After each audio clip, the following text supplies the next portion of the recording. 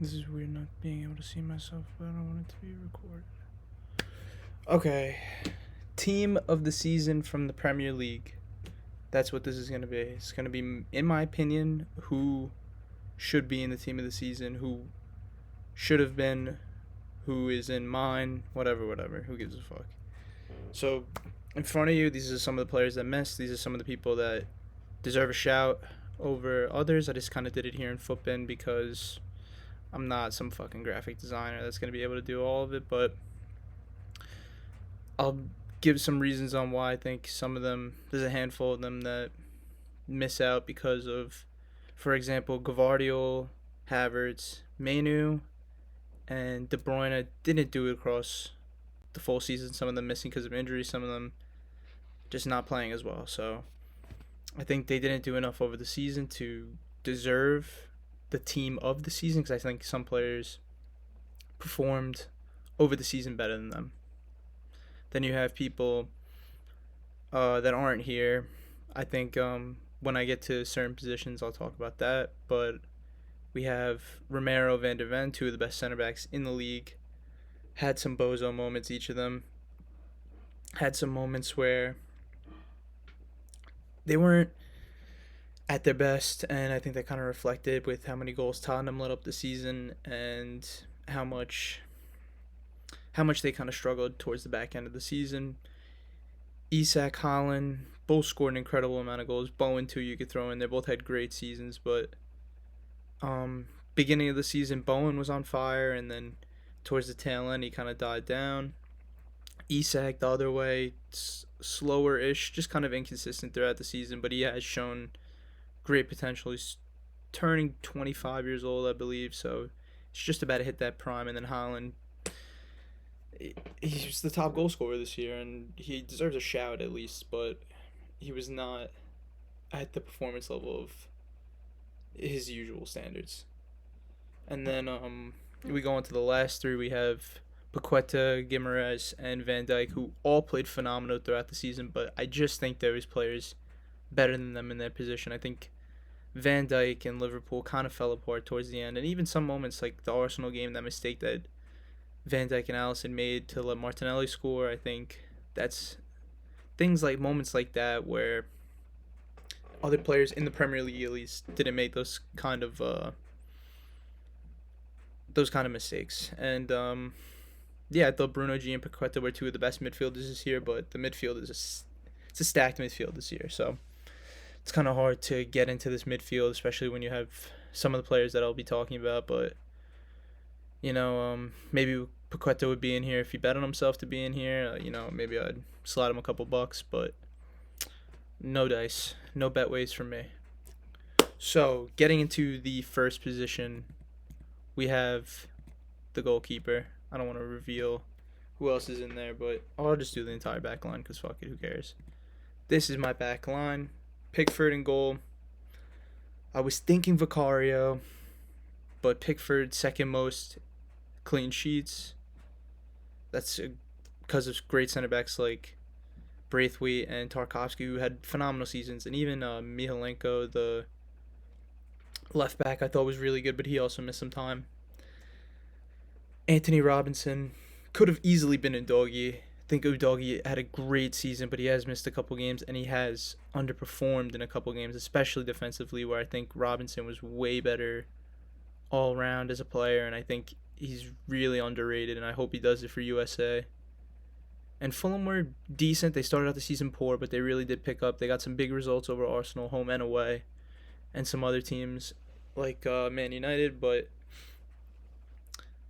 the other three, the Arsenal boys, I mean, if you could see it in the background, I'm a little biased, but I mean, best defense in the league, least goals let up, and these three were the main reason for that. Saliba was arguably the best center back in the league this year, but personally, I thought Gabriel was better. I guess that contradicts what I said, but Ben White, I don't think there's many right backs better than him. Van Dijk could easily slot in for one of these two. I would probably slot him in for Saliba over Gabriel because I think Gabriel's had a better season, but it's it was a tough choice. Not really a left back. There's not really too many other than Udogi or Robinson, but and the fullbacks, but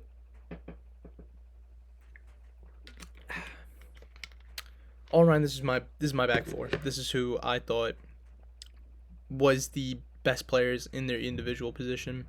The three Arsenal players, you kind of have to, you can't exclude them when we had the best defense in the league. So you could suck it. Midfield three, two more Arsenal boys. A little biased, but Rodri as well. Rodri has that insane winning streak, obviously broken by Man United on the weekend, but he was been City's most important player behind one other person. Rice is easily second for Player of the Year. Odegaard was up there too.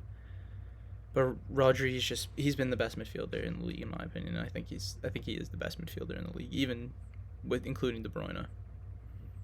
Not many people will agree with that, but Rice also phenomenal season. Played as the 6, played a little bit further as an 8 in some of the later games when we had Thomas Partey back, and then Odegaard is just, he kind of broke that mold of people saying that he's not a big game player. Came up in some clutch moments, some great games from him this season. I'm obviously biased because I've watched a lot more Arsenal than these other teams, but I watch a lot of the big 6, and I think he's been better than players like Bruno G. Bruno G would probably be my shot. Bruno G or Paqueta, but I don't know. I think Bruno G's had some bozo moments. He's had some phenomenal world class moments. World class. He's not world class. I'm not saying that, but I'm saying he's had some world class moments. But he's also had some bozo moments, like the games against Arsenal. I know they won the first game, but should he have really been on the pitch in the game at St. James's Park? In my opinion, no. But I think these three players that I have in the midfield have been the outstanding best. FIFA kind of agrees with me, I guess, but I just think I think they were the best through midfield, and I think if anyone had this midfield, it would probably be the best midfield in the world. I don't think you can, outside of these three players, I don't think you can assemble three players that would be a better, well-rounded, or just a better midfield in general throughout an entire 38-game season, including cup competitions, including Champions League. I think these guys were the best players. This was the best midfield in the Prem that you can assemble. I know people like Kevin De Bruyne is obviously better than Odegaard, but he hasn't played enough throughout the season, and he hasn't. Even when he had a great game against Crystal Palace. Those 2 goals he scored. He had some great moments against Brighton away, and he missed that first half of the season. You can't be the team of the season if you're not there in half of the season. Getting up to the front line. I mean, what did you really expect? I didn't include a manager. I'll include one at the end. But I mean, Cole Palmer, Young Player of the Year, kid's been outstanding. Don't care if he takes penalties. The kid's a baller. He's good. He's really fucking good. I think Ollie Watkins, most GA, I believe, combined GA in the Prem, led the league in assists. Did he get that, or did De Bruyne win it? Whatever. And he was second for goals. Outstanding season. No penalties from him either. Phenomenal season for Villa. Was really effective. Especially playing as like a solo. He was like the solo number 9, even though they had Bailey and Diaby running as a second striker. But they're not. They're more of a wide player. They have more of a free role. He was the main guy. He was the main guy doing it all. And it reflects in his GA and how well Villa have done this season. Last player, how can you not include the Player of the Year, Phil Foden? 2 phenomenal hat-tricks this year. Broke my heart when he scored those 2 goals against West Ham. But yeah, there's not much really to say. I mean, there's not really much to say. He's been the best player in the league this season, and he deserves to be in this team 100%, whether I squeeze him in the midfield and I drop someone like Odegaard or whatever. I think he's better in the midfield, but I just included him in the front 3 because I think players like Salah, Saka, Martinelli especially, they just weren't at the level that they're usually at throughout the season, and I think this front 3 has been not, I won't say they're the best front 3 because I don't think Foden fits into a front 3 like that. I think he's way better as a attacking midfielder, but this this is my team of the season. This is who I think was the best player. This was the best team of players. I know you can argue probably Raya or Vicario in net and maybe Udogie a left back, and you throw Salah or Saka up front, but nah. I think each of these players deserves where they are. I think there are some young stars like Manu, Kudos, Braithwaite at Everton. Trying to think of who else. Mario Gusto, I think was another right back that I forgot about, but he was a phenomenal player. But it's just these were the elite of the elite. They were the best players this season, and they were my team of the season. That's where I'm gonna leave it. And for my manager of the season, I'd probably give it to Emery. I know they got knocked out in the Europa Conference, but in terms of the Premier League, there's not many people you could say did better than him this season. You could say, I mean, I don't think Klopp did. I think Klopp had a poor year personally for himself, for his standards, for what he wanted out of the season. But Pep and Arteta, I mean, they were the title race. But Emery to get this Villa team into fourth, I think he deserves Manager of the Year. I think Pep got it officially.